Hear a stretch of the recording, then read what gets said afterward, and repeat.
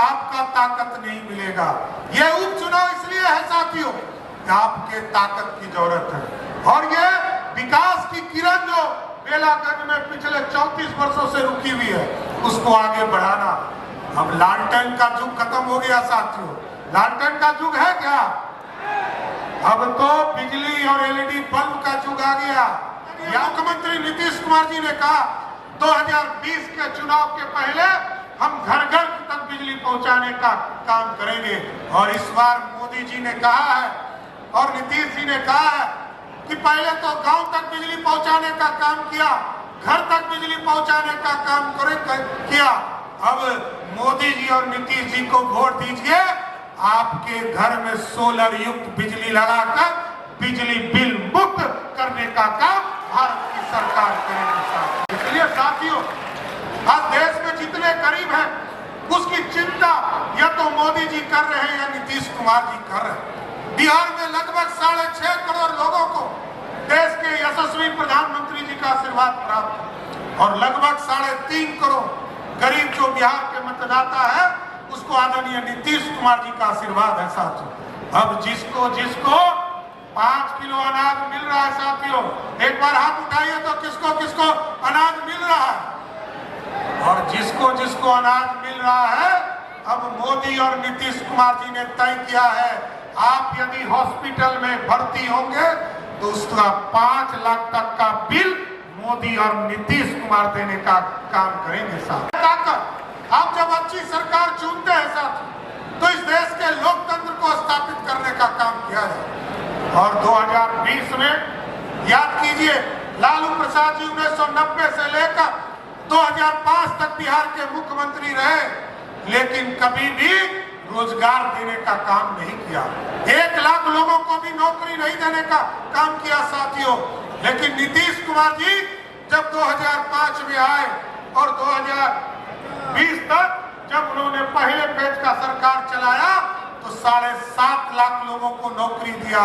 और इस बार मैं ऐलान करता हूं साथियों, नीतीश कुमार जी के तरफ से, नीतीश कुमार जी ने 20 में कहा था हम 10 लाख सरकारी नौकरी देंगे, लेकिन अब नीतीश कुमार जी ने कहा है 2025 के चुनाव के पहले 10 लाख सरकारी नौकरी नहीं, 12 लाख सरकारी नौकरी हमारे नौजवानों को देने का काम किया जाए। साथियों, बिहार को विकास की ओर ले जाना और बिहार में समृद्धि लाना, बिहार रोजगार की ओर बढ़ाना।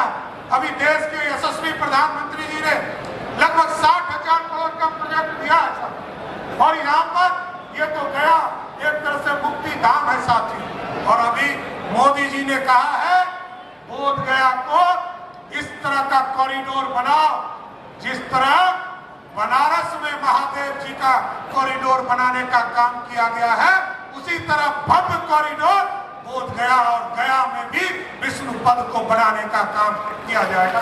तो आपसे ताकत चाहिए, आपका विश्वास चाहिए, और आपके विश्वास से ही बिहार सरकार आगे काम कर पाएगी। हम जरूर आपको स्वस्थ करते हैं, यहाँ एनडीए के साथी हैं, क्योंकि हम सबका साथ सबके विकास की बात करते हैं। 1996 में जब सरदार अटल बिहारी वाजपेयी के नेतृत्व में जब एनडीए का स्वरूप बना तो तय हुआ कि जब राम मंदिर बनेंगे तो हम लोअर कोर्ट लड़ेंगे, हाई कोर्ट लड़ेंगे, सुप्रीम कोर्ट लड़ेंगे। और जब सभी कोर्टों ने निर्णय दिया, तभी जाकर मोदी जी ने अयोध्या में भव्य राम मंदिर स्थापित करने का काम किया साथियों। और इस बार हम लोगों ने भी तय किया है आदरणीय मुख्यमंत्री नीतीश कुमार जी के नेतृत्व में, क्योंकि उत्तर प्रदेश ने भगवान राम को स्थापित करने का काम किया है।